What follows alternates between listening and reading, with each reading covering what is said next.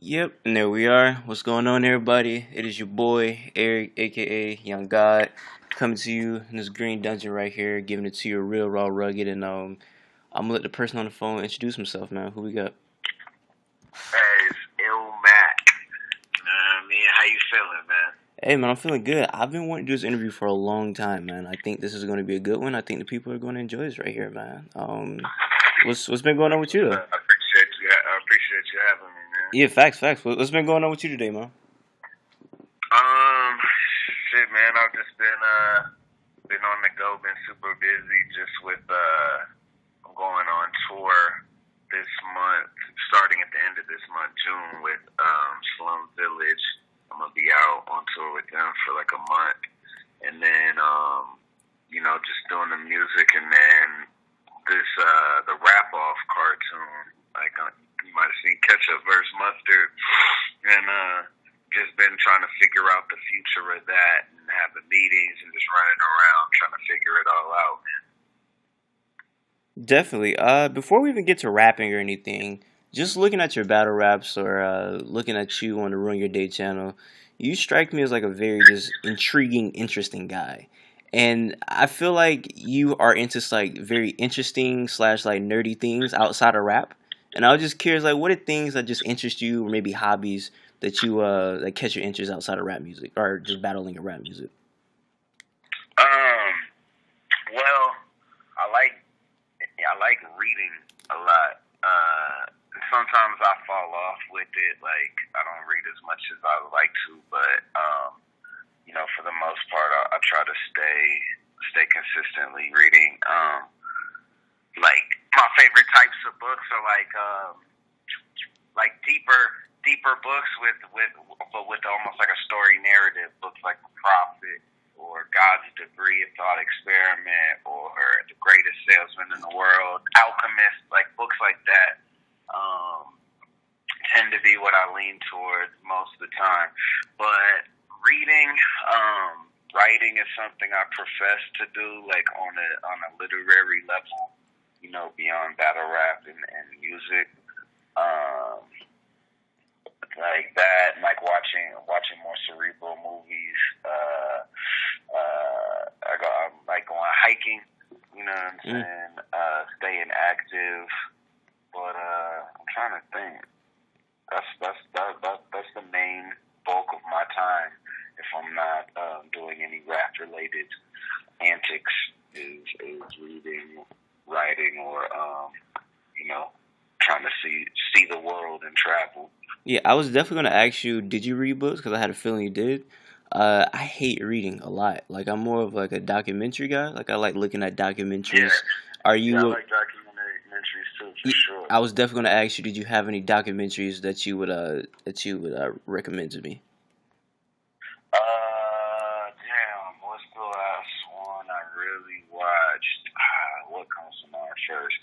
I mean, I think the last one I technically watched was Banking on Bitcoin. That was pretty interesting. I was like Netflix.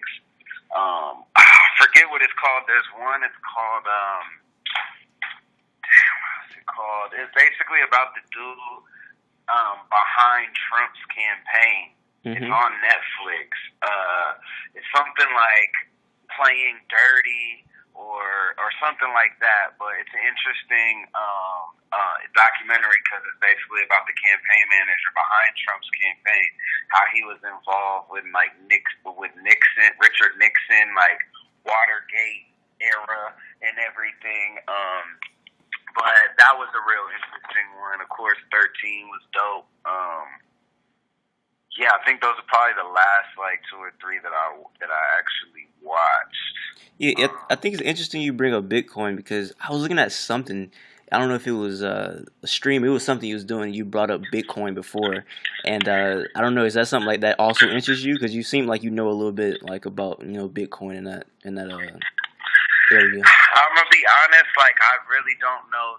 I mean, I know like super basics of um of cryptocurrency, and even less knowledge, but like a very vague understanding on blockchain itself. But it is something that interests me that I like dive into small pieces at a time, and it's one of those things where it's like the language when I'm trying to read on it and everything, like my eyes can glaze over because I don't understand a lot of the technological references and computers and everything, but some of the videos I've seen on YouTube and watched and everything has made it a little bit more understandable and stuff. But yeah, I'm into it in the way that it interests me, but barely dipping my toes in of actually understanding the concept of blockchain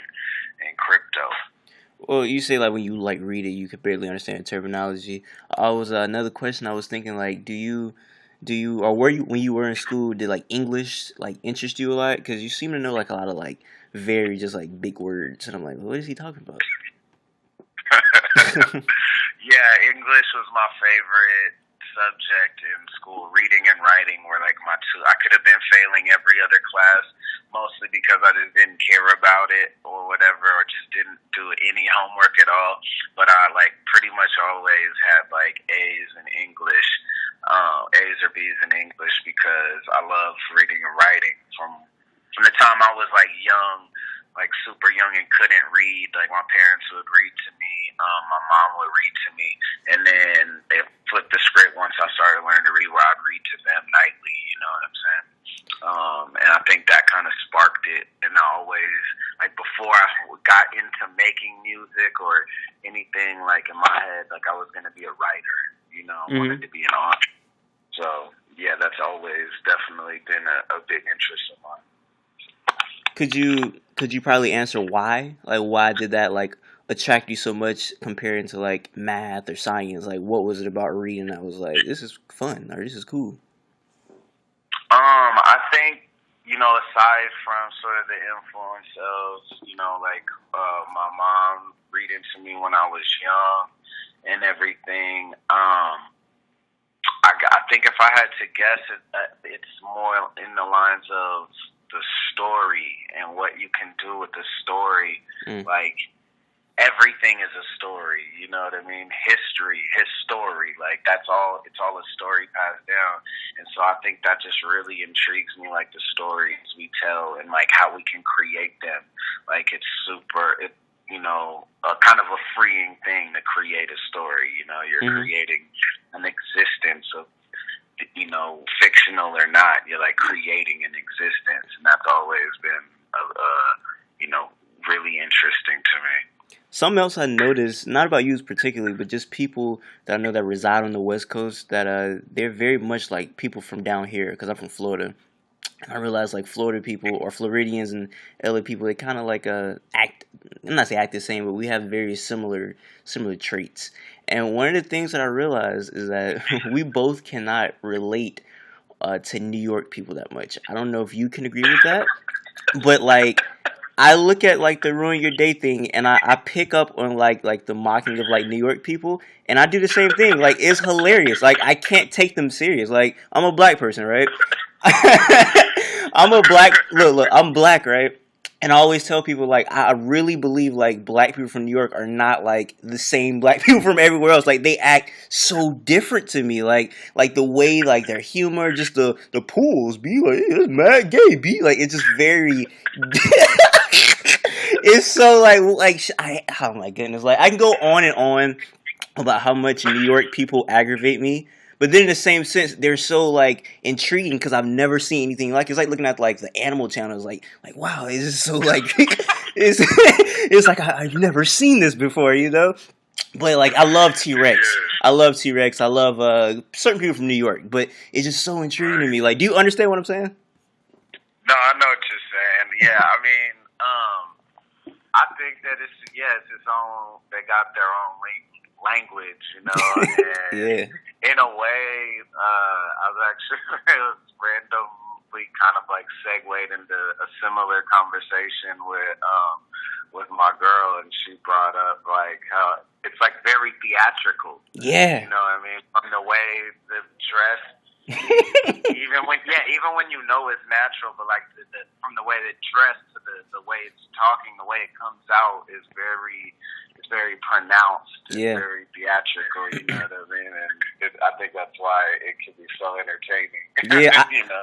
I So think I love New York, dog. A lot of folks out there like that. I fuck with, I fuck with Hollow and a lot of other battle rappers and just people in general.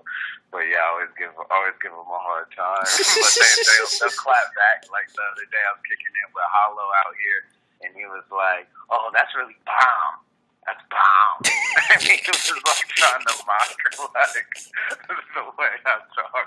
I was like, "It just ain't the same, doggy." well, I think the number one thing that I realized about them is that they're much more serious because like I've looked at like conversations and like at first I thought pause was like a little like funny thing they were doing, but then I realized like when they say pause, like they're serious. It's not like a haha like it's like a pause. You said that, you offended me. It's like a real thing. Yeah, Foes are definitely hella homophobe. and you know, I'm sure that's a very big generalization, but even with again referencing a conversation I was having with Hollow, I was clowning him on that. I'm like, y'all East Coast cats, and especially New York. I'm like, y'all are hella homophobic. And he was like, yeah, I guess. He's like, but y'all West Coast dudes be a little too acting a little funny. Yeah, man. But yeah, I think it's just, you know, you got 8 million people, whatever the number is, you know, just on top of each other and everything. Because this is the other thing that I've noticed, you know, kind of the difference between West and East. And I got into an interesting conversation with Big K about this. I'm like, Fools be just hella this hard body all the time, like in New York, like just hella rude and shit. Cause I've been out there a few times, and it's like I walk into a Subway and it's just, like I'm like looking at the options. The chick behind the counter is like, "What you want? Like what?" And then like someone just jumps in front of me, like you're taking too long. Like, I'm like, damn, like. Can I get a second? Like, my bad. But, you know, he was like, well, Big K's response is like, yeah, you know, Fool's a little bit more abrasive at first, but it's up front, and once you throw it back, it's like a general, like, oh, okay, yeah, we good. Like, and he's like, but there's no, like, real passive-aggressive shit. Yeah. He's like, West Coast, cats on the West, he's like, you know, not just like people or rappers or whatever, but like people in general kind of in dealing with conflict, like at a restaurant or wherever. He's like, fools me, just hella passive aggressive about shit. He's like, and I'm not used to that. He's like, we get our shit up out front, you know what I mean? And I thought that was a fair and astute observation. Yeah, I think it's kind of just the cultural differences, you know. Yeah, I think it's just very different out there. But it's funny you bring up Big K because I know he's on a little 818 card that's happening out in RBE, and I know King Los is on there, the industry rapper from Bad Boys, and that lead me to think. Yeah, I fuck with Los. Yeah. I was talking to one of my homeboys, Ken Bishop, shout out to Ken, and he was saying he thinks it's weird that battle rappers kind of like battle rappers are the stars in their art. And when actual industry rappers come in, they treat them like they're the stars. And he said that he don't think that battle rappers should treat industry rappers like, oh my gosh, like it's this person. Like they should be looking at them like you know, like you're the newcomer. As if a battle rapper was to come in the industry, they wouldn't look at the battle rapper like, oh, you're the big star. So I'm just curious, curious how you feel about that. I like actually. I never thought of it like that, and yeah, I'm not mad at that reasoning. Like that makes a lot of sense to me. I think also, you know, why it is a difference. It's like, okay, well here look at like battle rap obviously is a niche. It's a sub genre of, you know, just rapping, hip hop in general.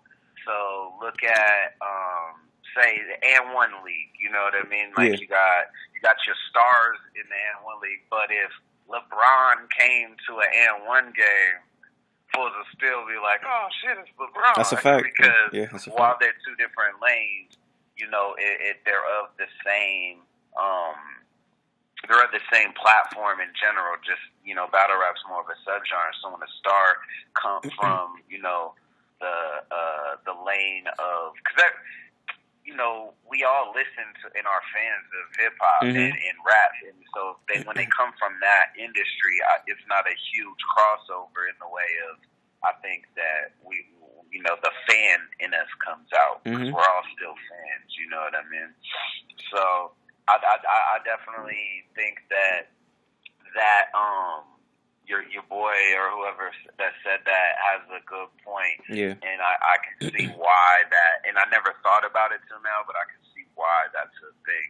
Like the reference I just made of an NBA player coming to and one is Mm-hmm. still gonna be a big deal. I think that's a perfect transition into our. I think it's a perfect transition to the only time that I've like listened to you, and I was like, this man is tripping right here. I think the one thing that I heard you say, and I was like, this is nonsense. So recently, when you said that you personally think that Drake is winning the battle towards Pusha T. Now, that was a couple weeks ago, so I'm going to ask you All again. right, Do you man. still feel that way? All right, look. Here's what I'm gonna say.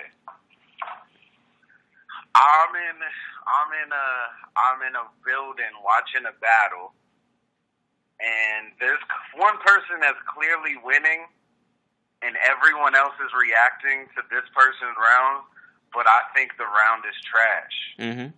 And so while at the end of it I can be like, well, all right, that person technically won because he won the whole room Yeah. over. He controlled the narrative. I do not think that this was better by any means. I think it wasn't even close, and it's crazy to me. Like I feel like I'm the only sane person. It's really weird. Like I don't understand how, and there's absolutely zero bars in it. And It's not true. it's not true. It's zero bars. But everybody just wants the gossip, the tea. And I'm like, this is like a 2009 grind time angle. This is like a caustic round. Like y'all are impressed by like an exposing round, quote unquote. Like that's crazy to me. All right, so like, that's all it is. And the thing is he could have utilized that same information to really attack, but it was really just saying the information. Like, and I thought the information wasn't that damning on any level. Like, I thought it was like well, here's what I will say at the end of the day is that he controlled the narrative. And this is something I always talk about in political debates, in battles. It's all about controlling the narrative. And that's the one thing that I do think was done effectively. But I think that the fact that everybody's tripping on it like it's some crazy thing is beyond belief to me, because it's really just like a gossip sewing circle situation, like, and none of it was damning info to me. All right, like, so let me tell you why I think that I thought you would understand it, right? All right, so I feel like when he put out the song, it's like Loaded Lux versus Calico to me. There's some people out there that legitimately think Calico won, but I feel like let's say if Calico actually did have better bars than Lux in that battle, which I don't think he did, the impact that Lux had after that trumps everything that Calico said. The Shaq tweeting it, the Jay-Z tweeting it out, just the big response that battle rap got from it. That's what I feel like happened with the Pusha T thing. The fact that he had the impact in that, and everybody was just talking about it. And then two, I think that the things that he did say kind of were damning, because when he did the whole your son needs more than an Adidas press run, I think that that's very damning, because apparently Drake's supposed to put out an Adidas line. Now that's messing up his money. So I feel like the fact that he had that waiting in the bag, and now Adidas is kind of like scrambling, like, oh, should we put this out? Should we not put this out? That's kind of crazy. And then the third thing I think it's free promotion for it. Well, not. Like, I don't. Created a viral audio commercial for my line. But nah, you know why? You know why I don't look at it like that? Because people, I feel like when it come out now, people are going to be clowning the line, like, oh man, this and that. Like the fact that you said controlling the narrative, that's another thing. Because the fact that he didn't put the baby out there first, I feel like now every time Drake actually does talk about his baby, let's say Drake is the best dad in the world, Every time people see Drake as a dad, they're gonna be like, "Oh, he a bad dad," because the first time you heard of Drake being a dad was in a diss song of him also saying he was a bad dad. So I just feel like the way he did it, and then lastly, the crazy thing to me is the blackface picture, which he also referenced on the Infrared song, where he was like, "I don't tap dance for crackers." Then he did that. It was just calculated to me. I thought that it But was, thought it was what genius. about the Pusha tweet from the airplane? Man. Like, come on, bro. And on top of that, that is not damning to me because as soon as I seen it to him, like, oh, that's obviously, you know what I'm saying, like, a message behind it. Oh, facts. Like, when I first seen it, I did not even, like, flinch in the way of, like, I can't, like, he's really trying to be derogatory. Yeah. Like, oh my, like, I knew that wasn't the case. And there was a deeper message behind it. And I've since have gotten into debates with people where they're like, yeah, but that's, as a black man, like, that's never acceptable. Like a person I was debating, I'm like, yeah, well, this is an instrument of him conveying his experience in Hollywood, blah, blah, blah. Well, it's never acceptable, and it's not about intention, it's about impact. It's about impact. I'm like, what do you mean it's about impact? Like, if someone sees that and they see Drake doing that, then they might think it's okay. It's only about impact, not intention. I'm like, well, if it's only about impact, then you should be mad at Pusha, because Pusha's the one that put it out. See, I wasn't tripping. And maybe Drake, you know what I'm saying, thought that it wouldn't be conveyed the message he wanted to convey, so he didn't really publicize it like that. And it's from 2007, and I just think that like that whole angle is like hella, like, I don't know, like I didn't think that was effective in the terms of like being damning on a battlefront. So how did you feel about Drake? And it don't slap. Well, and it don't slap. Really gonna listen to the story of a Did It On Now over Duppy Freestyle? Are you going to listen to Duppy Freestyle now? Over in a couple months? No, yeah, I'll bump Duppy Freestyle. That shit slaps. Oh my goodness. Okay, how you feel about Drake responding on his Instagram story to the blackface picture? I mean, I can understand it in the way of, such a big deal being made. Like, oh my God, like the way that people try to put the pressure, like, that's not acceptable, blah, blah, blah. Like, and so it's like, hold on, man. First of all, look, if you want to talk about this is the context, anyways. Now, I looked at that like let's go back to New York. Let's say you're on URL and somebody like goes first in the third round and they do a whole angle on exposing somebody for being gay. And then it's like smack call time. It's the end. It's on to the next guy. He's like, nah. Yeah, no. He like, hey, before I start my round, I just want everybody to know, hey, pause. I ain't gay, B. Like, it's like I got a kid at home, so that's how I felt like that was. That's a valid point. I can see that. I can't necessarily defend that. I don't know what was going on. And I feel what you're saying in the terms of that response, and then also not another diss track dropping. You know what I mean? So it kind of leaves the narrative in the air of you lost because that's what everyone is saying. But when I just purely compare those two tracks, Duffy Freestyle's way tighter, period. Hey, well, look how this... And the world will agree with me once all the hype dies down of the gossip. Because that's the thing. I thought Sheether was trash, too. It was terrible rapping, and all it was gossip. All it was exposing without any real bars. And the thing is you can... The diss track, to me, even if you're utilizing a piece of information and gossip, it has to be more than the sum of its parts. Meaning, if you have this information, if all I'm taking away from this track is that information and it not dressed up in metaphors or bars or any sort of extra effort made, you might as well have just made it an Instagram post. Pusha might as well have just made it a tweet. Oh, no, man. Oh, no. I like Pusha. Oh, how about this? Okay, so how about... And the thing is the other thing is I'm a fan of Pusha. Yeah. And I actually listen. I have more of Pusha's discography than Drake's. That's what's funny. Is I'm not biased toward Drake in that way.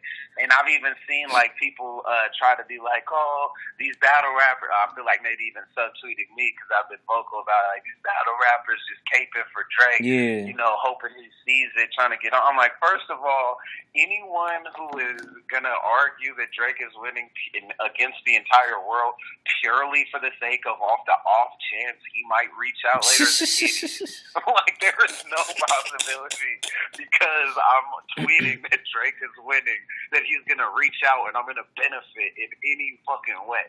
You know what I'm saying? No battle rapper. Well, right now, my fuck, keep going. Go ahead. No. I was just about to say right now I was going to show people how I'm the best journalist of all time. I'm going to wrap this up and I'm going to go into the next conversation. So basically, what you're trying to say is Pusha T needs to start raising the bar. That was terrible.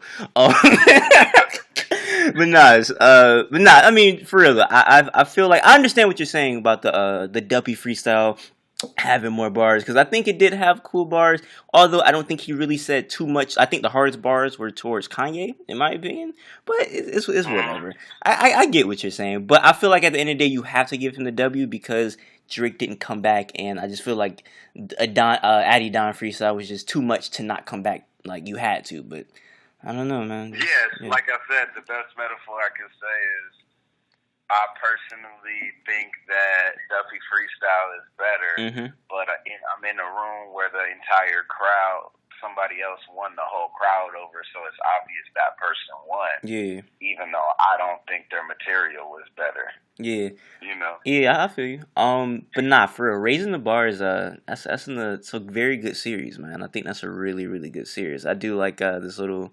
playlist on my YouTube where I put like my favorite videos of the week. And I think the last playlist I put, the last one you did was SoulCon. I think that's a crazy freestyle right there with the beat, his verse, your verse. I think that's a really good series, man. I just really want to thank you for that, man. Thank you, man. I actually just filmed number 10 and should be dropping in the next few days. Blacked out on that, but yeah. That's something, you know. I'm doing less battling. And that was a series I've always kind of wanted to do.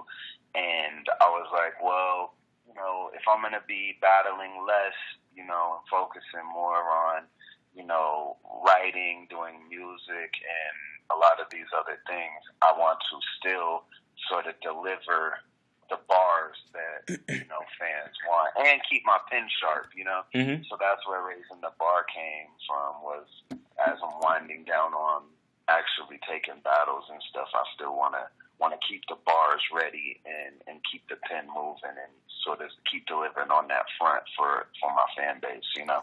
Do you just feel like you've kind of reached like all? I mean, you feel like you've done all you've done in battle rap now?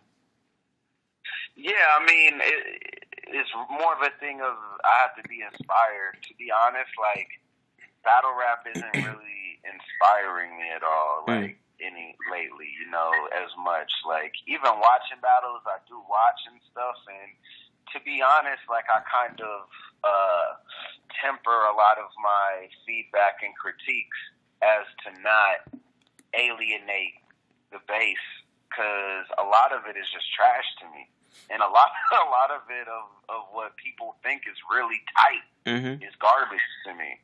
I see with the Pusha T thing. Yeah. I'm just like, you know, I don't know. I guess, you know, I'm used to being the only right one, and later everybody else catching up. Like, you know, from the Iron Solomon E-Ness battle, from the gate I said E-Ness won, and Iron shit wasn't that great.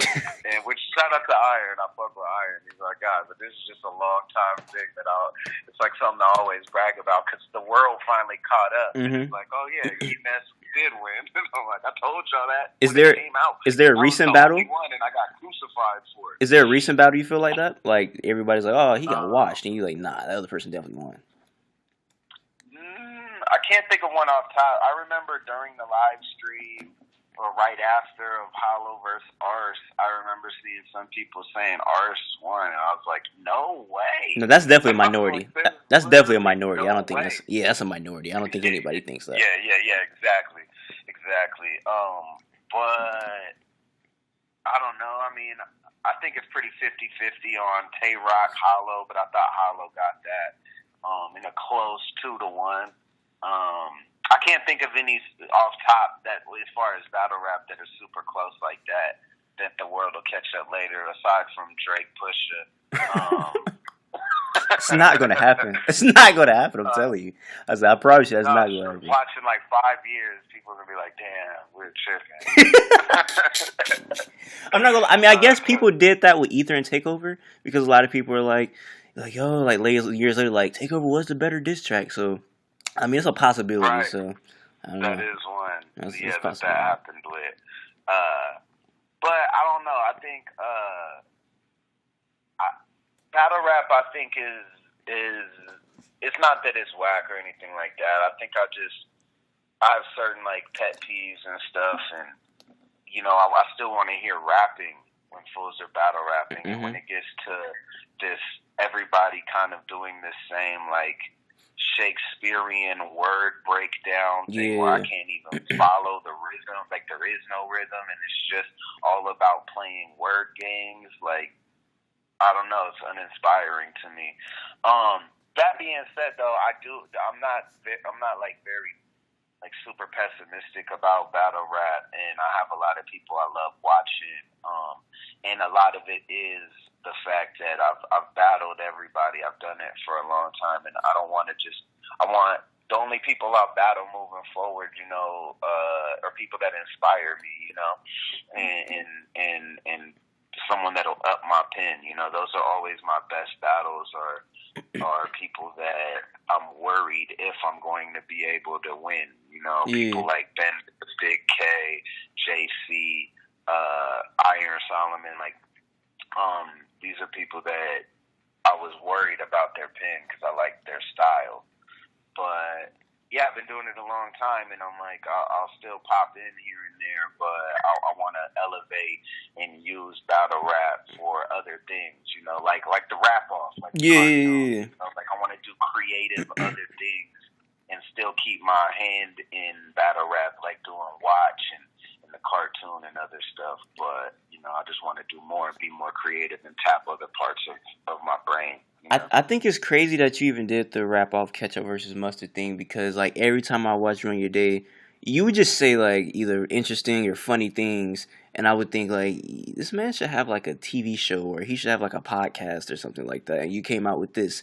Although I do think that you should invest in making a podcast because if you made a podcast, I think a lot of people would listen. It's not like a battle rap related podcast. You could talk about battle rap, but just like you talking just about worldly things or things going on in your life or having friends or battle rap friends or whoever, I think that'd be very interesting because you have a very interesting perspective on things. I don't know if you ever thought about that before. I appreciate that.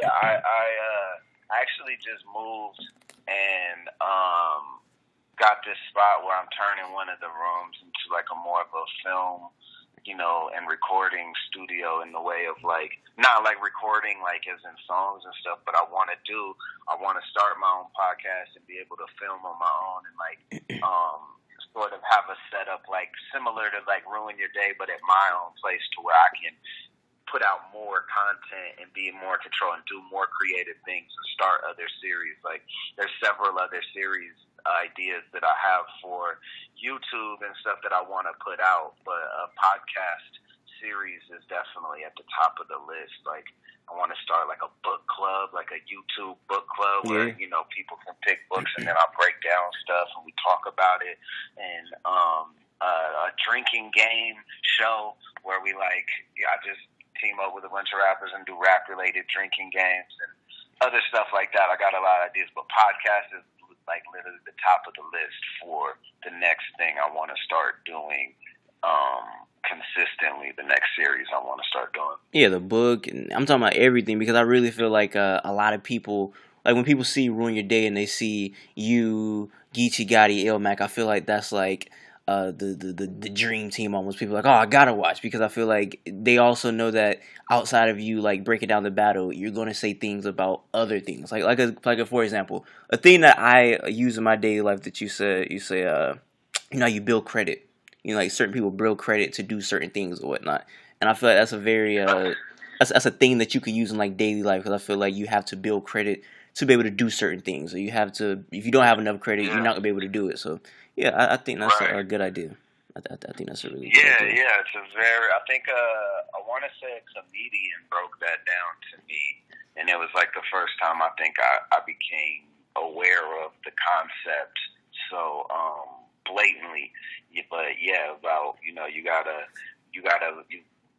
get the crowd on your side before you go do a long-winded setup or something like that. Relates to comedy, movies, TV shows, battle rap, everything. Like you sort of, if you're gonna have an elongated thing or something that has a build-up, you have to already have their attention fully.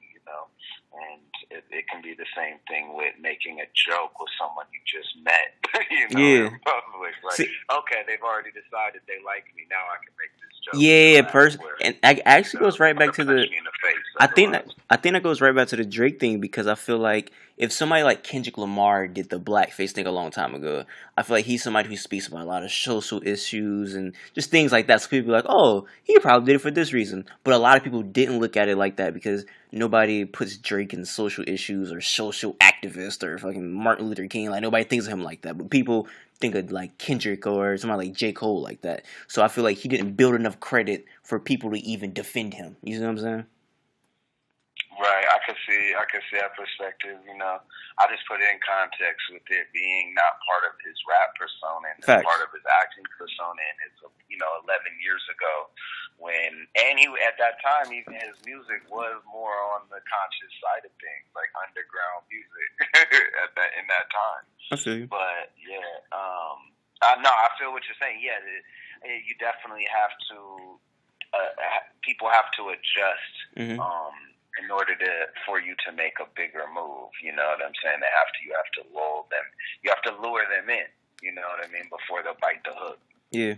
I guess the last question for me before we get into fan questions and we wrap this up is just for you to go in detail about the ketchup versus mustard wrap off there. Yeah. How it started. The initial spark, the flame, was probably like a year and a half ago, maybe two, but probably like a year and a half ago. I was just chilling at the studio, bored, high, like making a sandwich with the homie Bobby Butcher, 667 Cold. And he was like, yo, let's battle. Let's freestyle battle. And I was like, all right. And he's like, but with you is ketchup and me is mustard. And I'm like, wait, like what? Like, we battle he's like, yeah. I'm like, all right. And so we just kind of are like I'm like still making a sandwich and we're just kind of freestyle battling, like super slow pace, like not really, more clowning, but then just throwing in rhymes, back and forth or whatever. And he's like, all right, never mind. It's unfair. Like, let me be ketchup. Everybody likes ketchup. I was like, all right. And so we did that or whatever. We laughed about it and that was it. And then fast forward, like to a few months ago, I was sitting here thinking about my YouTube channel and wanting to expand and do new series. And I was just trying to think of something creative and offbeat that because I'm like, okay, I got podcasts written down or interviews and other things like that, the book thing. I'm like, but I want to think of something different, because one of my, mantras, I think it's from Mastery, I want to say the book Mastery, but one of the mantras is, don't compete, find a niche and dominate, and so I was trying to think of something, an original idea, and that instance that day popped into my head when we battled as ketchup and mustard, and I was like, oh, like what if we battled as different from different perspectives and characters? Like that could be interesting. People love battle rap, and we could just do it in a different way. And then I was like, wait a minute, if I'm gonna do that, I gotta do it as a cartoon, like because then we can really push the limit and make it way more entertaining. And From there, I reached out to some folks and got in touch with the animator, and we just did it kind of from scratch. And the wrap off is a series that I want to keep going. And I just did the audio for another one. I don't want to spoil it on what the matchup is, but I will say that the series idea has always been bigger than food, and it has basically been the idea behind it's anything non-human, and so animals, objects, other things. I want to create a universe essentially and I'll revisit the fridge down the line. You know what I mean? Like butter is in high demand. Butter is everybody's favorite. Yeah, you know what facts, I'm saying? facts. Like, you might have to do something with butter down the line and just revisit different scenarios, but keeping it sort of non-human. I want to keep that like fantasy, imaginative factor in it because I think that gives it the kind of creative and edge and originality, I feel like it was very original. Like when I first seen it, it just reminded me of something I'll probably see on like Adult Swim or something of that sort. Right. Yeah, and it was just very humorous. The whole free butt out the box, like just it was perfect. So yeah, I definitely hope that gets bigger and bigger because wasn't I think like Trey Songz, like, it was just like a whole bunch of celebrities tweeted out, right? Yeah. Trey Songz, I think Michael B. Jordan commented on it, and Daquan, and yeah, I know.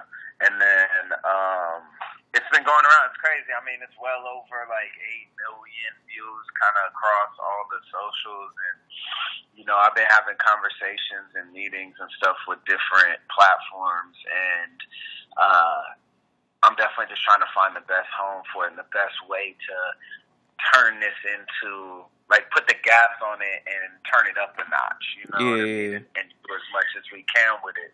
And it's definitely something I'm super hyped in, and that'll allow me sort of to bridge the gap between my passion for writing, like stories, and then my passion with battle rap and rapping. Because regardless of whether it's just a battle, it's like writing the whole scene, the cutaways, to butter, the faces they're making, and all those things that sort of are the extras outside of battle rap, the things that will bridge the gap with me. I want to write more and create more on that end. So I'm super hyped on it. It's a lot of potential. Well, the last question before we get out of here came from a fan, Young NATO. He says, "Hey, big time fan, but I gotta ask, who's your favorite porn star?" My favorite porn star. I love them all the same. It really depends on my mood, I feel you. If I have coconut oil around, if I'm going dry, if it's, at a friend's house. If it's at a friend's house. Or if I have the luxury of my own space, or if I'm on an airplane. It just depends on the scenario. Alright, man. Well, anything else you got to say before we get out of here? Really just stay tuned, follow me on all the social media. YouTube.com/Illmac TV. That's where the future, as of now, that's where the future episodes of Wrap Off are coming in. Raising the Bar 10, I'm dropping in the next few days. And just follow me on there, stay updated. Other than that, you can catch me on tour with Slumville. And on all my social medias, I'm posting the platform. But really, I just appreciate you having me. Dope ass conversation. Yeah, facts. I'm glad we could. I think you're like the first person from New York that I haven't discussed this about. Because I got interviewed from New York all the time. From New York? Yeah, it's pretty funny. Like I interviewed somebody from ASAP Mob, and they're just like so confused all the time. They're like, "What you talking about, B?" Like it's just like we normal. And I was just like, it's hilarious, man. Yeah. But yeah, until next time. Lifestyle on the West. Yeah, facts. Until next time, I say what I mean what I say. Haters gonna hate, players gonna play. Holla at your boy.